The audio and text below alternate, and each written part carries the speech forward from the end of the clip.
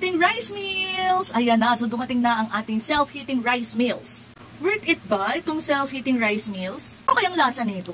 Masarap ba? Or baka hype lang? Tara, alamin natin.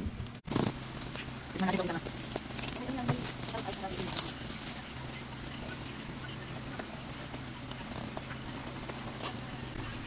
May kasama na siyang tubig.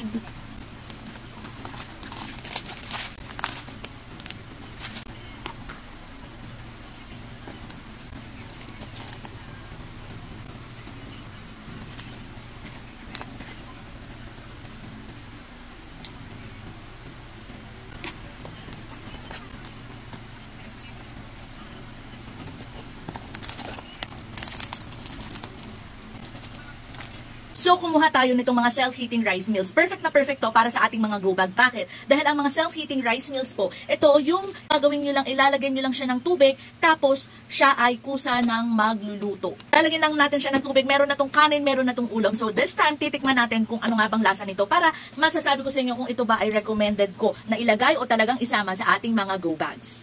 So, ito yung isang flavor na kinuha ko, which is yung sausage. Sabi kasi nila masarap daw to, Cantonese sausage.